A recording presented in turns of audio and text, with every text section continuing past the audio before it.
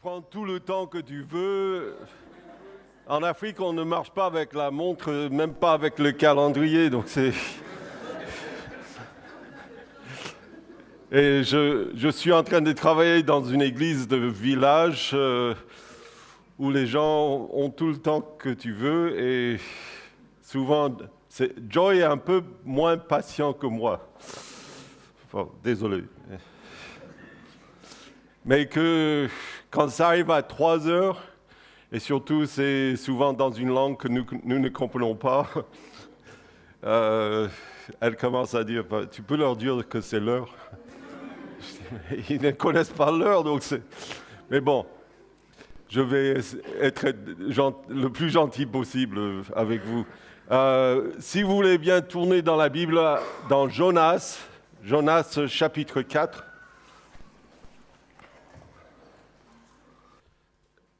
Le message sur ce beau livre de l'Ancien Testament que nous utilisons souvent à l'école du dimanche, dans les clubs d'enfants, comme histoire de l'obéissance envers Dieu, j'aimerais vous emmener vers ce que j'appelle le vrai but du livre. Parce que pour beaucoup d'entre nous, nous connaissons le livre de Jonas comme une histoire de poisson. Et le titre que je donne, c'est quand nous ne voulons pas ce que Dieu veut. Je vous dis, le scénario, selon moi, du livre de Jonas ne suit pas la Bible. Désolé je ne suis pas hérétique à ce point-là, mais que si j'avais écrit le livre de Jonas, ça se passerait un peu comme ça. Bon, pareil, Jonas reçoit l'appel de Dieu, chapitre 1, et Jonas, désobéissant pour une raison que la Bible n'explique pas, dit, bon, si Ninive est par là, moi je vais aller par là. Et il part à Tarsis. Et au milieu de la mer, Dieu l'arrête.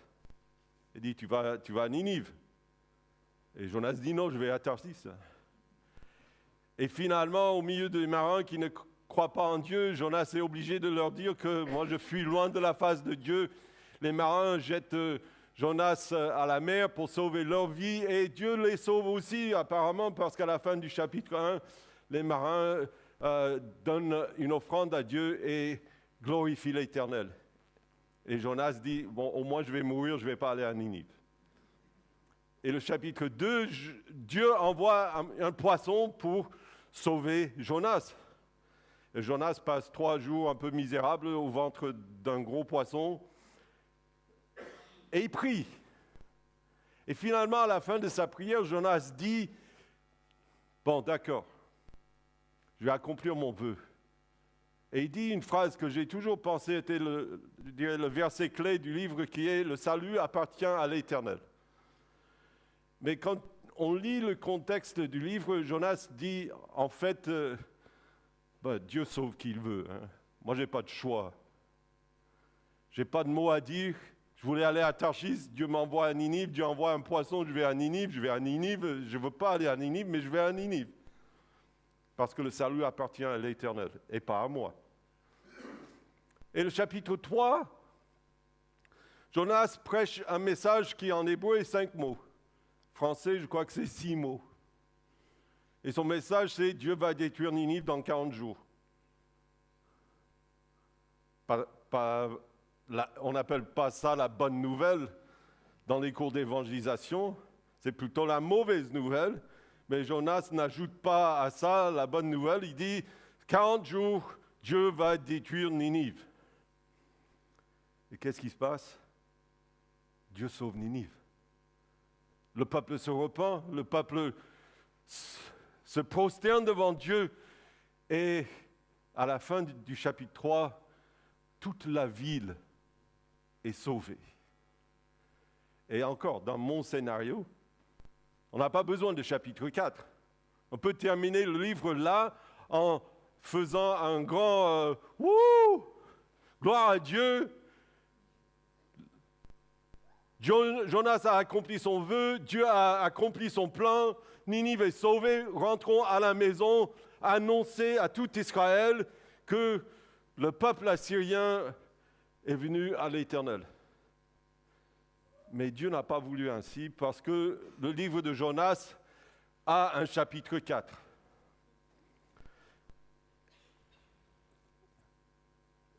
Et je dis pourquoi ce chapitre 4? C'est ça la bonne question quand on lit le livre de Jonas. C'est pas pourquoi, histoire de poisson, pourquoi sauver un peuple si méchant que le peuple de Ninive, mais surtout la question de Jonas, c'est la question, je crois, que Dieu veut nous apporter. C'est pourquoi un prophète de l'Éternel est si contre la volonté de Dieu, si contre le plan de Dieu, pour se mettre en face de Dieu et lui dire « Je préfère mourir que faire ce que tu veux ». Il devrait être content de faire la volonté de Dieu, n'est-ce pas? Il a donné sa vie à Dieu, il a été appelé par Dieu pour faire le programme de Dieu. Il est un prédicateur de Dieu. Et quel prédicateur dit à la fin de son message « Mince, il y a 120 000 personnes qui se sont converties. » Quel évangéliste! Et ce n'est pas Joseph, c'est Jonas, mais enfant d'Israël, doit être fier que la lumière de Dieu, qui était le projet, le plan, le programme de Dieu pour Israël depuis Abraham, c'est qu'Israël soit la lumière du monde. Et il est là, dans l'endroit le plus ténébreux du monde, en train d'apporter la lumière, et la lumière s'éclate, et le peuple se convertit. Et Jonas dit, ça me met en colère. C'est ça qui est dit, cela des plus forts à Jonas. Et il fut irrité. Et dans ce sens-là, je dirais, le but de Jonas, peut-être malgré ce qu'on a appris à l'école du dimanche, le but de Jonas n'est pas de sauver Ninive. Le but du livre de Jonas, c'est de sauver Jonas et encore plus de sauver Israël, qui est devenu un peuple renfermé sur elle-même, fier d'être à Dieu et qui se moquait complètement que les autres ne connaissent pas leur Dieu. Donc on va lire le chapitre rapidement. Cela dit plus fort à Jonas, et il fut irrité. Il implore à l'Éternel et il dit, « Ah, Éternel, n'est-ce pas ce que je disais quand j'étais encore dans mon pays? C'est ce que je voulais prévenir en fuyant à Tarsis, car je savais que tu es un Dieu compatissant et miséricordieux. » Vous entendez? Comme c'est une mauvaise chose. Un Dieu compatissant, un Dieu miséricordieux. Je savais que tu étais comme ça et je ne voulais pas, Ninive, parce que tu allais montrer ta miséricorde et je suis contre. Lent à la colère, riche en bonté et qui te repente du mal. Maintenant, Éternel, prends-moi donc la vie. Je n'ai plus envie de vivre, car la mort m'est préférable à la vie. Et l'Éternel répondit, fais-tu bien de t'irriter? Et Jonas sortit de la ville et s'assit à l'orient de la ville. Et là, il se fit une cabane. Il s'y tint à l'ombre jusqu'à ce qu'il voie ce qui arriverait dans la ville. Mon image, là, c'est Jonas construit une cabane. Il dit, je vais rester 40 jours. J'ai mon calendrier. J'ai une grande croix rouge sur le 40e jour. Et chaque jour, je vais cocher un jour, 2 jours, 3 jours. Jusqu'à 40 jours, je vais dire, là, tu as promis de détruire. Et il est là comme ça, peut-être pour les 40 jours. Et l'Éternel fit croître un ricin, une plante, qui s'éleva au-dessus de Jonas, pour donner de l'ombre à sa tête et pour lui ôter son irritation. Jonas éprouva une grande joie à cause de ce ricin. Mais le lendemain, à l'aurore, Dieu fit venir un ver qui rongea le ricin, et le ricin sécha. Et au lever du soleil, Dieu fit souffler un vent chaud de l'Orient, et le soleil frappa la tête de Jonas, au point qu'il tomba en défaillance. Il demanda la mort, il dit, c'est la 3e fois dans le livre, tue-moi. La mort est préférable à la vie. Dieu dit à Jonas, fais-tu bien de t'irriter à cause de ce ricin, cette plante? Et il répondit, je fais bien de m'irriter jusqu'à la mort. Il ne s'est pas repenti pour l'instant, n'est-ce pas? Alors l'Éternel lui dit, et ça, peut-être si je bouge le verset clé un peu plus loin, je dirais le verset clé se trouve ici. Tu t'appuies-toi sur ce ricin qui ne t'a coûté aucune peine, que tu n'as pas fait pousser, et qui est sorti de terre en l'espace d'une nuit et a péri la nuit suivante. Et tu voudrais que moi, je n'ai pas pitié de Ninive, de cette grande ville où vivent plus de 120 000 personnes qui ne savent pas distinguer le bien du mal, sans compter des animaux en grand nombre. Dieu dit, tu pleures pour une plante, tu te mets en colère pour un peuple qui t'a rien fait et que Dieu aime. Donc, le message, ma question pour nous ce matin, pourquoi l'attitude de Jonas et en quoi est-ce que cette attitude ressemble un peu trop souvent à notre attitude envers le monde? J'aimerais souligner rapidement 4 problèmes de Jonas. D'abord, c'est le problème de la compassion. On peut le voir partout dans le passage. Je préfère faire mourir que faire ta volonté. Je préfère mourir que voir ce peuple méchant. Il faut dire, le peuple des Ninive était le peuple le plus méchant de la terre, peut-être que la terre a jamais connu. Ce n'est pas les plus gentils. Il n'y a pas une bonne raison pour dire on sera mieux quand eux, ils sont toujours avec nous. Humainement parlant, c'est mieux que Ninive soit détruite. Mais spirituellement parlant, Dieu dit, je ne veux pas les détruire, je veux qu'ils soient sauvés. Il n'est pas content que le peuple de Ninive se repente. Il n'est pas d'accord avec Dieu. Vous avez déjà été à cet endroit-là dans votre vie où Dieu dit une chose et vous dites non, ça passe ça, je fais l'inverse. Est-ce que ça finit bien pour vous? Je ne sais pas si vous avez rencontré un gros poisson dans votre vie, mais que parfois, je dirais, Jonas a raison, il vaut mieux aller à Ninive qu'être avalé par un poisson. Mais quand ton visage ne change pas au ventre du poisson qu'à Ninive, ce n'est pas beaucoup mieux. Et il attend sur la colline, il décompte les 40 jours pour dire, je ne veux pas. Tu m'entends? Je ne veux pas. Je répète, je préfère mourir que faire ce que tu veux. Je regarde l'Assemblée aujourd'hui et je doute que quelqu'un ose prononcer ces mots devant l'Assemblée ou devant Dieu ou en privé dans votre chambre. Mais un prophète de Dieu, il y a eu des fois, Abraham a dit à Dieu, sauve Sodome et Gomorrhe. Ça, c'est l'inverse de cette situation. Et Dieu dit, non, je vais détruire. Mais ici, Jonas, il est opposé à Dieu, face à Dieu, en disant, fais ce que je veux, pas ce que tu veux. Et là, mes amis, il faut du culot. Il faut oser.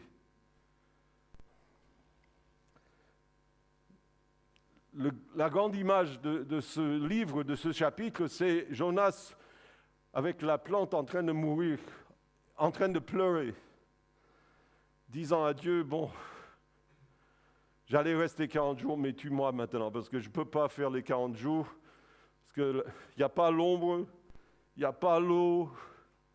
Ça, c'est un peu l'Afrique. Si vous n'êtes pas allé à Mango, je décris le climat là-bas. Il n'y a pas l'ombre, il n'y a pas l'eau. On souffre terriblement. C'est une plaisanterie. Mais je dirais, Jonas n'a pas évité Ninive parce qu'il fait chaud, ni parce qu'il y a des serpents, ni parce qu'il y a des araignées. Donc, venez en Afrique. On a la chaleur, on a des araignées, on a des serpents. Mais je crois quelque part, on fait la volonté de Dieu. Et Jonas serait content le jour où l'Éternel détruit la ville de Ninive. Ma question pour nous, C'est le moment d'investiguer un petit peu notre cœur et voir quel est notre quotient de compassion. Si je vous pose la question, qui est-ce que vous voulez voir sauvé? Peut-être toute l'Église va dire, oh, tout le monde, Dieu aime tout le monde. Mais si je vous pose la question, qui est prêt à partir pour voir les Ninives d'aujourd'hui sauvés? Ça, c'est une autre question, n'est-ce pas? Qui est prêt à lier son nom au salut du peuple qui cherche à nous détruire, qui va devenir pour nous des problèmes plus tard? Qui est prêt à suivre le cœur de Dieu jusqu'au bout de la terre? Et comme Jonas, beaucoup de nous disons, « Ah, j'ai pas envie. » J'ai lu cette citation de Charles Spurgeon qui me touche à chaque fois. C'est « Si un pécheur doit être condamné, qui passe dans le feu de l'enfer au-dessus de nos corps morts. S'il doit périr, qu'il périsse avec nos bras autour de ses genoux, plaidant avec eux de ne pas y aller. Si l'enfer doit se remplir, qu'il se remplisse malgré tout notre effort et que personne n'y aille, sans en être averti et sans que l'Église ne prie pour lui. » Le cœur de compassion ne vous oblige pas à partir à Mango avec moi. Mais le cœur de Dieu, aujourd'hui pour nous tous, nous appelle à pleurer pour les perdus, nous appelle à prier pour les perdus, nous appelle à envoyer des ouvriers à la moisson pour les perdus. Sans quoi, nous sommes là sur la colline avec Jonas en train de dire « allez en enfer ». Et c'est là le deuxième problème, un problème de compréhension. D'abord, Jonas ne comprend pas le privilège de son peuple. Dans Ésaïe 49, surtout pour le serviteur de Yahweh, il dit ça, mais pour Israël aussi, « Je t'ai établi à être la lumière des nations, pour apporter mon salut jusqu'aux extrémités de la terre. » Est-ce que Ninive se trouve dans les extrémités de la terre pour Jonas? Absolument. Et malgré ça, Jonas dit, non, mais je ne me déplace pas à Ninive. Vous savez, Ninive est beaucoup plus loin que... Tarshish est beaucoup plus loin que Ninive. Ce n'est pas la distance. Et je ne sais pas ce que Jonas a prévu une fois qu'il est à Tarshish.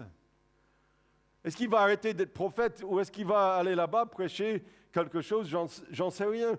Mais Jonas dit en quelque sorte, je suis loin de la face de l'Éternel, j'abandonne mon ministère, je ne suis plus prophète de Dieu parce que je ne veux pas voir le peuple de Ninive sauvé.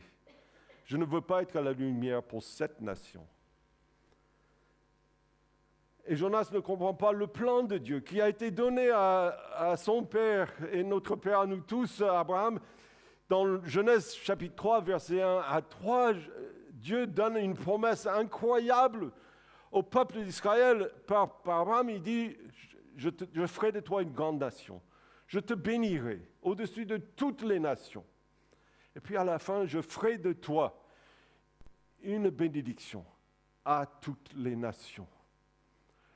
La raison pour l'appel de Dieu sur Israël, ce n'est pas de bénir Israël seulement, ça fait partie.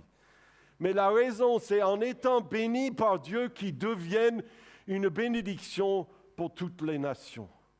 C'était leur appel saint.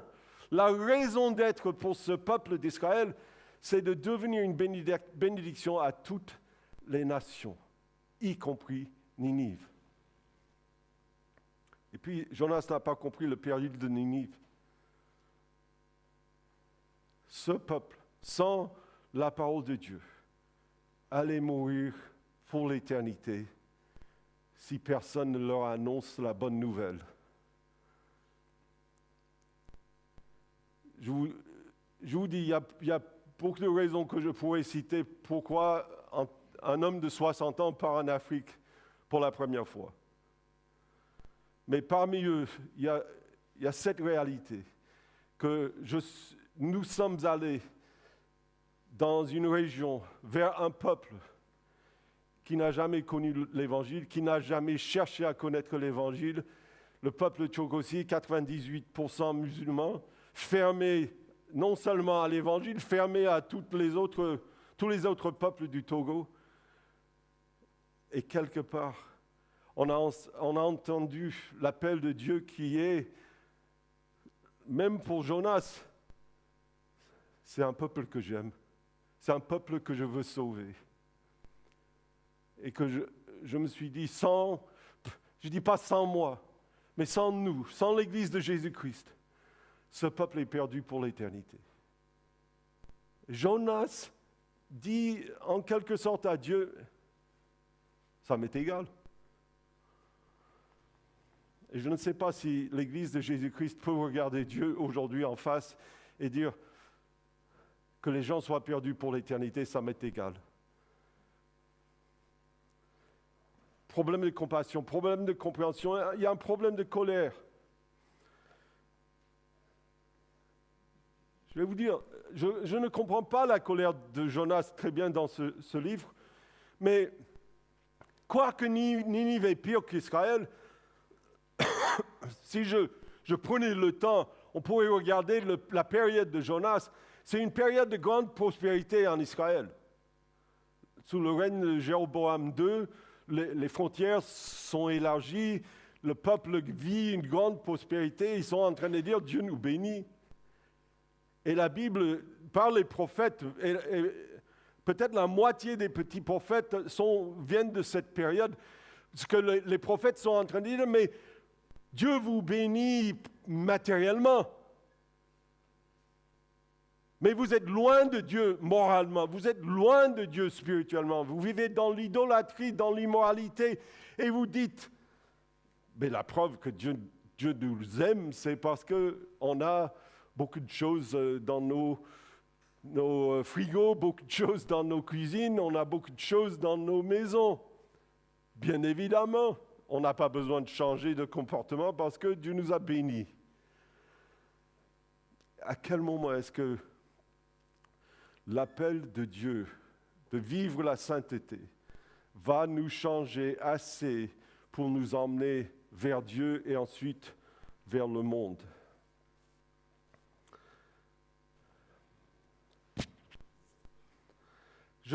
J'utilise cette illustration qui, il y a quelques semaines avant de nous déplacer vers la France, j'avais ce truc qui est vraiment utile. Hein. Vous ne savez pas ce que j'ai dans ma poche, mais je peux garder la Bible, la bouteille d'eau, tout. Et parce que j'ai déjà un gros ventre, vous ne savez pas ce que... j'ai attrapé le rhume en Lorraine cette semaine. Donc. Il y a quelques semaines avant de venir, j'étais en train d'aller avec ma voiture vers la banque qui est au centre de Mango. On habite à même pas 2 kilomètres du centre, il faut 20 minutes pour arriver parce que la route est plutôt en ce moment la boue. Et je suis arrivé dans la petite rue qui amène au centre-ville. C'est en terre, enfin, quand je dis ça, rue, il y a toujours 100 enfants qui courent à droite et à gauche. Il y a probablement 3 fois plus de chèvres et de moutons. Et donc, il y a toujours des bouchons chez nous, mais c'est rarement des véhicules. Mais cette fois, j'étais pressé parce que la banque allait fermer. Et il y a un homme aveugle qui marche devant moi au milieu de la route. Et il avait une canne, et il avait un jeune garçon qui est sûrement donné à cet homme pour la vie, pour l'aider. Et il marchait comme ça, au milieu de la rue. Je regarde la montre, j'ai 3 minutes pour arriver à la banque. Et j'ai envie de klaxonner d'abord. Okay. Je dis, bon, c'est pas très gentil. En plus, il y a beaucoup de gens qui regardent. Ils vont voir le missionnaire qui klaxonne pour l'aveugle. Ils vont, dans ma tête, ils vont rejeter Christ parce que j'ai klaxonné pour l'aveugle. Donc, je suis là en train de rouler à 1 km à l'heure. Il fait... Après, j'ai dit... Bon, mon cœur avait un peu envie de l'écraser, hein, j'avoue. Hein. La banque est plus importante pour moi. Mais que j'étais là en train de, qu'est-ce que je fais? Et puis, en pensant à ce message, je pensais à cette expérience pour me dire, mais comment je considère des aveugles? Comme quoi, ils sont des obstacles, comme quoi c'est leur faute. Il n'a qu'à être voyant que moi. Il n'a qu'à marcher plus vite, même s'il tombe, ce n'est pas mon problème. C'est la frustration, la colère qu'on ressent vis-à-vis des aveugles, c'est pareil pour ce que nous ressentons pour les perdus, parfois. Moi, je vis au milieu de musulmans. Ce sont mes meilleurs amis de toute ma vie. J'ai des gens qui sont plus que la famille pratiquement pour moi. Je les aime comme mes enfants, je les aime comme s'ils font partie de ma famille aujourd'hui. Et la seule chose qui manque, c'est qu'ils n'ont pas Christ. Et j'essaie de vivre Christ chaque jour pour eux, j'essaie de les aimer avec l'amour de Christ. Et je faisais la liste il y a quelque temps de personnes, parce que les gens me demandent souvent qu'est-ce qu'il faut pour toi, qu'est-ce qu'il faut finir avant de quitter Mango, qu'est-ce qu'il faut pour partir à la retraite. Et en quelque sorte, je faisais cette liste en disant, mais je veux voir Issa sauvé, je veux voir Al-Azhar sauvé. Est-ce que je peux partir à la retraite sachant que ces personnes-là ne connaissent pas Jésus-Christ? Et quand un homme m'a dit il y a quelques semaines, tu sais, nous ici, nous commençons à croire que c'est vous qui avez raison. Mais nous n'allons jamais changer. C'est trop difficile. Vous ne savez pas combien ça m'a fait pleurer de dire, mais est-ce qu'on lutte pour rien? Mais que... Je dis, mais ils sont aveugles. Ce n'est pas leur faute. Ce n'est pas eux qui ont choisi de ne pas voir. C'est le prince de ce monde qui les a aveuglés de la grande lumière de l'évangile de Jésus-Christ. Et moi, je ne vais pas écraser l'aveugle, je ne vais pas klaxonner pour l'aveugle, je vais être patient, je vais aimer l'aveugle. Et puis finalement, je vais conclure avec ça. Nous vivons avec un problème de cœur. Ça couvre le reste. En quelque sorte, je dis le problème pour notre compréhension de Jonas, c'est que nous pensons que Dieu a gagné quand Jonas a obéi. C'est absolument faux. La raison pour le livre de Jonas, ce n'est pas pour que Jonas aille à Ninive. La raison pour le livre de Jonas, c'est pour qu'à la fin du chapitre 4, Jonas se plie devant Dieu et dit, mais oui Seigneur, moi je veux que Ninive soit sauvée autant que tu veux que Ninive soit sauvée. Et le problème, c'est que ça ne s'est jamais produit. Le livre de Jonas se termine avec un point d'interrogation, pas avec un point d'exclamation. Et que je vais vous emmener vers une histoire comme illustration pour la fin de quelque chose aussi que vous connaissez depuis l'école du dimanche. Mais j'aimerais vous dire que j'ai fait un lien, moi, entre l'histoire du fils prodigue et l'histoire de Jonas. Et ça m'a frappé de penser, mais Jonas représente qui? Ou dans l'histoire du fils prodigue, Jonas joue quel rôle? C'est le frère aîné.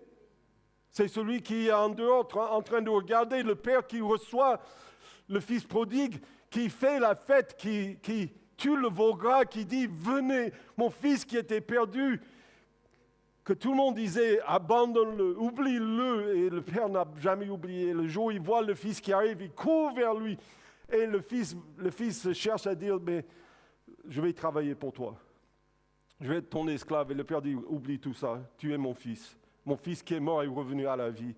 Et il fait la fête. Et le frère aîné est en train de regarder, en train de dire « Je ne suis pas d'accord. Hein. Je veux pas qu'il revienne. Et même, ça montre combien tu aimes les perdus, tu aimes les pécheurs. Comme Jésus, ils accusaient d'aimer les pécheurs.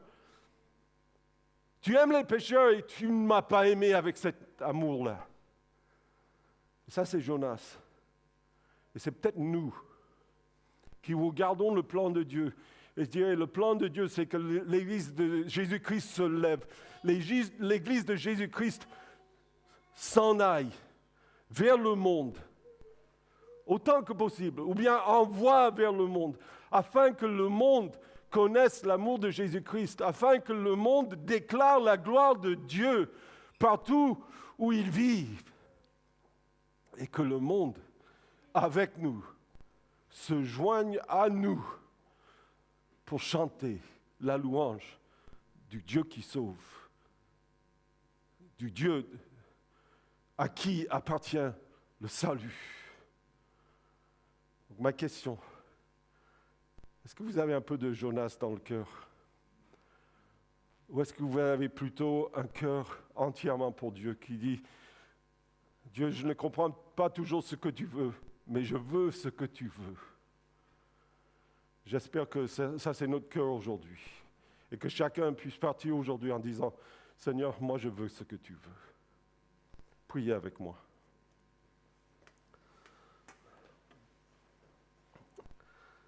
Notre Père, tu nous appelles comme Jonas, comme l'Église, d'aller jusqu'aux extrémités de la terre, apporter la bonne nouvelle. Permets, Seigneur, non seulement que nous soyons obéissants, mais permets, Seigneur, que nous aimions ce que tu aimes, que nous voulions faire ce que tu veux, et que tu accomplisses ton plan avec des serviteurs et des ouvriers qui ont la volonté, le cœur de Dieu, que tout soit pour ta gloire, Seigneur, au nom de Jésus. Amen.